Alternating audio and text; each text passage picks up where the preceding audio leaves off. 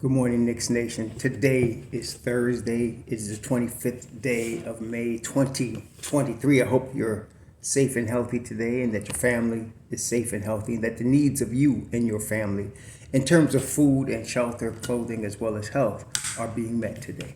Blessings upon those that work in the healthcare field along with the first responders who every day are trying to save lives.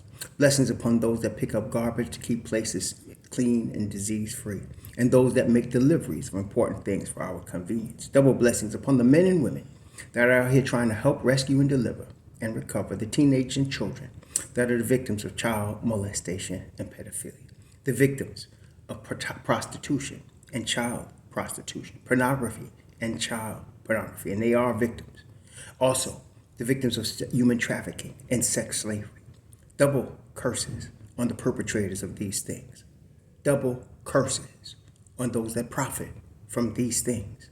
And double curses on the perverts that create the demand of which the other perverts provide the supply. Finally, blessings upon the homeless. There are nearly 600,000 men, women, and mostly children that live on the streets in the United States of America, and millions around the world in similar or worse conditions. Blessings upon them, for theirs is the kingdom. Brethren, so we have talked about possibilities for the Knicks for this summer. And as I mentioned before, and I'll mention again, this summer presents the best possibility the Knicks are going to have for the next few seasons. And the reason is the changes that are going to take place after this coming season in the CBA and in the cap and in the numbers and the rules and all of that. So you're going to have going forward a situation where players are going to you're going to see multiple players, especially All-NBA type players, with $40 and $50 million a year contracts. Just like you're kind of seeing in baseball, you're seeing guys getting $250, $350 million contracts. And you're seeing it now where guys are getting $100 million contracts in football, which never would happen before. Television revenues have a lot to do with it. And in baseball, they simply play more games than other sports. They play 162 games plus the playoffs. So they play more games. More games generate more money. In basketball, you're going to start to see it now. You're going to see, we're in the era of $100 million contracts. And now, you're touching $200 million contract. Now you're going to see more of that. You're going to see more of that. So this summer is probably the last summer that you're going to have that before it starts to become, really astronomical. Now, it's not a function of the players that will be available 2 years from now. Because there's going to be players available 2 years from now. Really great players, probably. But what you're going to have to pay them and how you can afford them in the framework of your team is going to be much more difficult.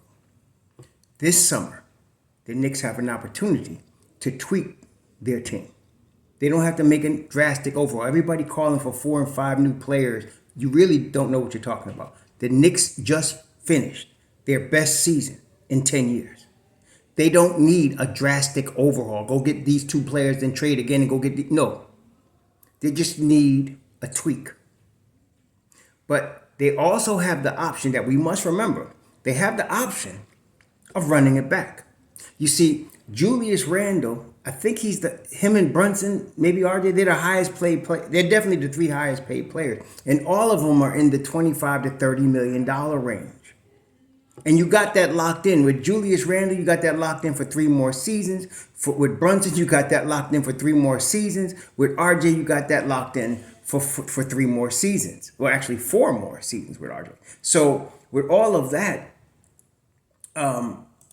you got a cheap team locked in right now, okay? Which means you could run it back. And I've said this a lot during the season. Some of y'all don't catch it, but I said it. The same exact team that we have right now playing next year is a 50-plus win team. Now, you say, why is it a 50? Because some people can't get this concept through the mind.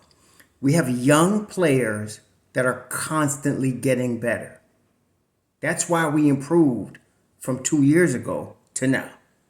We have young players that are constantly improving. Okay, and that namely is Grimes now, RJ, Emmanuel Quickly, Obi Toppin, Mitchell Robinson, young guys that have gotten better over the last 2 years and still have lots of upside. All of them. With regard to Julius Randle's upside is mental. If he can control his emotions in terms of not allowing the referees or other players or whatever to get in his head, that alone makes him a better player because he's obviously a talent. There's no doubt he's a talent. Okay. IQ wise, it's unrealistic to think that he's going to be able to get better IQ wise. And the reason I say that is because basketball is a thinking man's game, but it's a reaction game. You react in split seconds, okay? Everything is split seconds, and you're talking about inches and feet in basketball. That makes the difference between a basket, non-basket, play, non-play, a game, and a win and a non-win. That split second type of reaction time that you need, he just doesn't have it, okay? I mean, I'm just being real. He has the talent, but when the pressure's on him, a quick double team, if he doesn't get rid of that basketball fast, it's more than likely going to be a turnover, okay? Because he just doesn't have that. And you can't, some players, you can't make that happen. It just is what it is. So what you want to do is you want to really put him in a position to be successful. And for Julius Randle, that's a third option. Okay, if you make Julius Randle on this team a third option, then how would that happen? You must make Quentin Grimes a bigger focal point offensively. Okay, RJ needs to be a lesser focal point, and Quentin Grimes needs to be a more focal point this next season, and I think he will.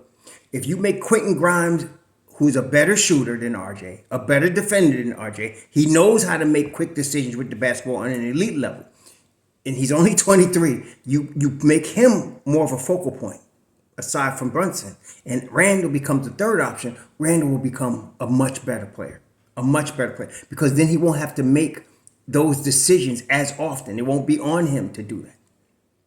Okay, part of the problem is that they've made him, he came into the Knicks being the number one option when he first came here from New Orleans. And then after that, when Tom Tibb came, he that was more established. But obviously, and just looking at the numbers, this year, 2 years ago, when the Knicks lost to Atlanta in 5 games, Julius Randle, during that season, where the Knicks were the 4th seed in the East, the Knicks were 0.3, not even a point better, almost break even with Julius Randle on the court during the regular season, and they were negative 20 with him on the court in the playoffs. This is 2 years ago, okay?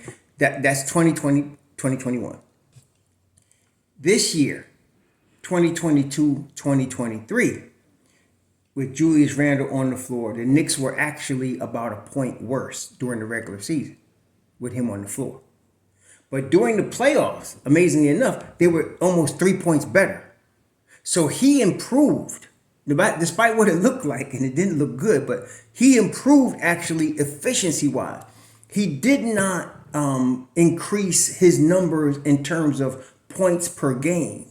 He didn't do that during the playoffs, and I think that was probably the biggest thing. And I have to be honest and fair with Julius Randle in that, I really believe if Quentin Grimes was the second option, the focal point, getting 15 shots a game, it might have been a different situation. Because Quentin Grimes is extremely efficient. I think people are sleeping. People were sleeping on him coming out of Houston when I wanted to draft him, and they did. People were sleeping on him when his rookie year. And then people are sleeping on him this year because he was focused as a defensive stopper because of the weakness from the wings and the sometiminess from Julius Randle. But Quentin Grimes was guarding the toughest NBA players every night. And whenever they had him on Jimmy Butler, he did the best job of any Knick guarding Jimmy Butler. Okay, so and he's not even putting out his full arsenal. I'm very high on Quentin Grimes. Okay, so this summer with Grimes and Brunson working together to prepare for the next season and learning each other and learning where they want the ball and learning where to move when one has the ball and the other doesn't. With that in mind, they're going to be better next year. And so if you make Julius a third option on this team, they'll win at least 50 games next year. They'll win at least 50. they could win 55. Okay, same team. Okay, so and as far as Emmanuel Quickly and Obi Toppin, especially, well, for different reasons, neither of them will like their role coming into next season. Why? Quick believes he's a starter. I do too. He's an NBA starter. Obi believes he needs more than 15 minutes, and he does. But with this team, the way it's constituted right now, that's not going to. Neither of those things are going to happen. Okay, Quick will get some starts like he did this past year because the way Brunson plays, he's bound to hurt himself. He just gets bumped, gets bruised, gets slammed to the floor. Happens every game. He's going to miss 10 games at least. So Q's going to get 10 starts. Julius don't miss no games, and so Obi's not going to get a lot of time. But neither of them really have the leverage right now to force anything. Next season, they'll both be restricted free agents. Then the Knicks will have to make a move. And both of them maybe want that also because there's another angle. As I mentioned, the money is going to be heavier next year. So whereas maybe they would get, maybe they would get 4 years, 60 million, 15. Next year, they might get 4 years, 85. Because the money's just going to be great. There's going to be heavier money out there next year. Okay, so that's a consideration. So I guess today's video is really dealing with what if we run it back. Now, I made myself known what my feelings on this is. I would rather trade Julius Randle for either KP, Grant, especially KP, or Grant, or Siakam. Any of them we could get, any one of them. I don't need to make, some of y'all be acting like you can get 3 and 4 of these guys. You cannot. If I can get one of them and replace Randle, to me, we're top 4, top 3 in the East next year. But the Knicks also have the option, and this is another reason why they might run it back. The Don ain't getting taken. He's not getting taken. Some of y'all worried about Masai, and I hear you. I was worried about Ainge last year. I shouldn't have been, though, because the Don ain't doing no bad deals. It was the media putting out all of this bull crap about what the Don was offering. He ain't tell y'all nothing. And at the end of the day, he stepped away from the table and re-signed R.J. Barrett.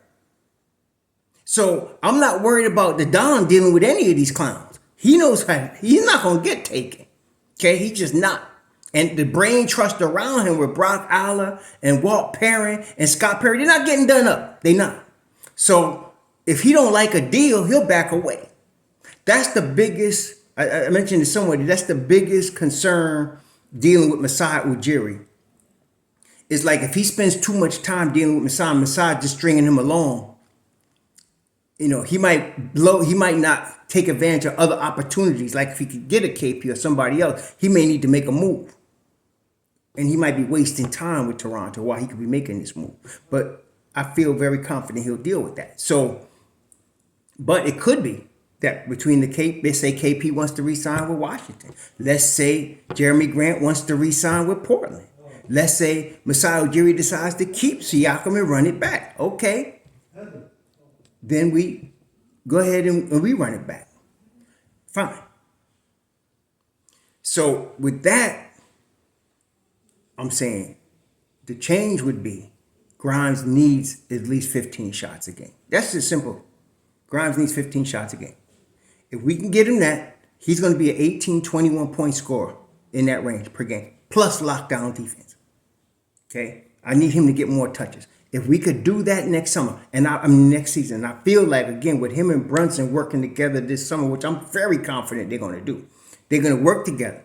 They're going to learn each other, and they'll be better. Brunson is going to be better next year. See, last year was the first year he had his own team in New York. The toughest market, the toughest, heaviest uniform to wear in the NBA is the New York Knicks uniform. So he started with that, handled it with aplomb. Okay, he was really good, but he's going to be better going into next year, especially with a summer of working with Brunson.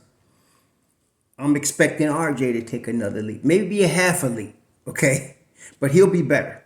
Just maturity-wise, he's already a mature young man, and his strength is in his body. He's a very strong, bold boy, and he's not filled out to his man's body yet. See, when you see Jimmy Butler, 6'7", 230 pounds. Jimmy Butler wasn't 6'7", 230 pounds when he came in the league. Okay, he is now, because his body fills in. He's taking care of himself, and his body fills in naturally. That's going to happen with RJ. He's going to be a little stronger next year. Hopefully he doesn't try to gain weight. I think that slowed him down a little bit. And then, of course, we're looking for improvement, more consistency from his three-point shot. He's 20. He'll be 23. I'm expecting a little bit more consistency from him next year. He was very disappointed, and that's what I love about him. He comes straight with the media, tells you what he's feeling, and moves on. He never puts down his teammates. None of the Knicks do. And he comes straight. And he was very disappointed in his performance. It wasn't on him as much as we think it is, but he was very disappointed in his performance, and he's going to come back better next year. To me, this is where I blame Randall. You can't be averaging, what did he average last year? You can't be averaging 25 and 10 and then show up in the playoffs with 15 and 10. They're counting on you for 25 and 10.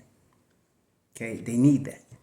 See, again, if they were focusing more with Grimes, he could have made up that difference. But they didn't, because they weren't doing that the whole season. Hopefully they start next season with that and it becomes a norm. Okay. So if they run it back, it's a 50-win team in my view. Straight 50-win. Okay. And I mean the same team, because we got so much depth with Hartenstein, Obi, Hart, and Quickly. And then you still got Deuce. We got depth.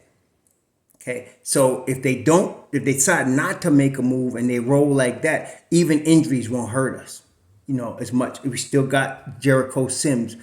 We're in good shape. This past year, when Mitch Rob was hurt, the Knicks was struggling. If you remember, some of y'all still talking this Miles Turner crap, and when Mitch Rob was out, they went on losing streaks. When Mitch Rob came back and Tom shortened the rotation, 8 straight wins. Then he tweaks his ankle or something, and they struggling at 500, whatever. He comes back, 9 straight wins. Okay? You need Mitchell Robinson as your defensive anchor. Okay? You need him. Julius decided not to play defense in his playoffs. Period. Okay? We need better from him. But again, even if he does the same exact performance next year in the playoffs, but he's the third option, would be good. Even if he does the same performance next playoffs as he did this year, but Quentin Grimes is the second option as the focal point, we'll be good. We'll be good. Okay? So, and as I said, Mitch Rob is going to get better. RJ's going to get better. Grimes and Brunson are going to get better. Everybody's going to improve. Quickly, Obi, everybody's getting better. Okay, so you keep this team, and then you got the very important element of continuity. Okay, that's why I don't want to trade 3 or 4 of our guys. Rose is going to be gone because his contract is expired. Fournier, they're going to trade him and get and open up that space so that they can maybe offer an extension to the 2 kids, Obi and IQ, and hope one of them signs it for next season. But so you move, you get off of Rose's 15.5 and Fournier's 19, and you got 34 right there. Okay, you got 34. So, I mean, we'll see. But like I said, those are the only really 2 players that the Knicks need to move in terms of salaries. Those are really only 2 players, right? Next year, you got Hartenstein on an $8 million expiring deal. So really, when you add Hartenstein's expiring with the 19 and the 15, you're dealing with $42 million, in that range. That's not making the Knicks no major players in terms of capology, but they're in a much better shape in terms of the cap there. And so they can keep everybody they got. I would replace the Fourniers, the Roses, which weren't playing anyway. And then if you're going to replace Hartenstein, not this year, because again, you got him for this year for $8 million. He's locked in. You still got Jericho Sims. That's another year of development with Jericho Sims. Okay. And he played last year. Hartenstein was starting. When Mitch Rob was out, Hartenstein starts, and they started Sims, and they had Hartenstein still with Mobb Deep. That's what happened, and it worked out pretty well. I think they would do the same thing. Tom would do the same thing. Mitch Rob misses some games. Mitch Rob is a 65 game a year player. Okay, hardly anybody in the NBA is 80 games. Very few people. Hartenstein does that, but he comes off the bench. Mitch Rob this past season played 59 games, 59, 60, 65. He's in that range. A lot of times in these players' contracts, it's built in you got to play at least 65 games, to get bonuses. So Mitch Rob, believe me, wants to stay in the lineup if he can. So I think we can get. I'm going to be conservative. We can get 60 games out of him. That means you're going to still have Sims getting time. You're going to have Hartenstein getting time. So that's at least 22 games with them. So we're good there. Mitch Rob had a win share of about 7 wins. Put it in perspective. Win shares means how many wins that player's play caused you to get. He caused Knicks to get 7 wins. In comparison, Julius Randle caused the Knicks to get 8 wins. That's how close they are in terms of importance. Julius Randle caused the Knicks to get 8 wins. Mitch Rob caused the Knicks to get 7 wins. Okay, and so that's how important he is. Okay, so with that in mind, like I said, if they decide to run it back, it's not going to be the end of the world. I really believe they'd be better served with a KP or Jeremy Grant or a Siakam. I really believe that because I just feel like they fit better with this roster. They just fit better with this roster. And in my view, each of these cats can be straight up with Julius Randle. We ain't got to add a whole bunch of picks, y'all. Some of y'all talking all this pick stuff. If KP came to the Knicks, you're talking about Julius Randle. Period. Okay? Julius Randle for KP, done. Okay? And that's it. If we want to pay KP a little more, but even Randall's getting $29 million, KP would get about that. So I don't see any picks involved. Now, Masai Ujiri would be asking for all kind of picks. He could ask for what he wants, but he can go Blazers. You know what I mean? No. And then, of course, Grant is an unrestricted free agent if he wanted to do a sign and trade just to help Portland. Now, we're talking about Julius Randle for Grant. That's it. Okay, so we don't have to give up all of our youth and all of our players for any of these guys. Some of y'all undervalue our team. We don't have to do that. If we were trying to get a guy that's not on the market, if we were trying to get a guy, if we were trying to get Luka, that's not happening. But if we were trying to get a Luka, if we were trying to get a PG-13, even though I don't want him, I'm saying if they were trying to get him, if they were trying to get a cat, maybe. But I'm saying if you were trying to, not even cat, but if you were trying to get a player that's really not on the market, that their team really wasn't thinking about trading, you may have to come up with some picks. But all of the guys I just mentioned have been on the market. Okay, so we're not talking about any picks for any of them. Masai Ujiri could ask for 4 picks for OG, and he could keep smoking that crack pipe if he wants to. That don't mean nothing to the Dom. Okay, so that is what it is. But we need a superstar to be giving up our picks, And I don't know. I don't see nobody out there. Let me look at the All NBA 2023. Yeah, let's look at the All NBA teams. Let's see. Giannis. See, for Giannis Antetokounmpo, yeah, you're gonna need to give up some picks. For Joel Embiid, yeah, you would need to give up some picks. For Luka, yeah. If Shai Gilgeous-Alexander was going to be available, yeah, you're going to give up 3 or 4 number ones, for stuff like that. You understand? But none of those guys are available. I'm not giving up a whole bunch of picks for Donovan Mitchell. I'm not giving up a whole bunch of picks for Jaylen Brown. I'm not giving up a whole bunch of picks for nobody. None of these guys. I'm not doing it. You understand? Darren Fox, LeBron James, Damian Lillard, Sabonis. I'm not giving up enough. No, Julius is enough. Okay? But we don't need, none of them, we don't really need, first of all, the first team All-NBA. Again, let's look at that first team. Giannis, Luka, Joel, SGA, and Jason Tatum. They ain't available. You're not getting them. Okay? So therefore, we're going to be able to keep our picks if we wanted to make a change. Or, let's say that, the Knicks really desperately wanted Siakam and there was a bidding war for Siakam. Then we could add some picks and it ain't going to hurt us. But really, Randall is enough to get Siakam, Randall is enough to get KP, and Randall is enough to get Grant if they wanted to make that move. If they don't, we run it back. And if we run it back, we're getting 50-plus wins next year. Okay? Just on the continuity basis alone. Okay? Getting 50-plus. All right, so and the Knicks will be in good financial shape going into 2024, 25. Knicks will be in good financial shape. So, yeah, we could just run it back, yo. I mean, like I said, I prefer not to, but I'm not going to cry about it. Some of y'all get real emotional, man. When I talk about trading Juice, some of y'all start tripping. I guess, some of y'all just Julius fans. I hear you. I'm a Deuce fan, but if they traded Deuce, I'd be mad, but it is what it is. Yeah, I'm a Mitch Rob, Deuce, Obi are my three dudes on the Knicks. Those are my dudes. And y'all see me lobbying for Obi to start. I really believe Obi.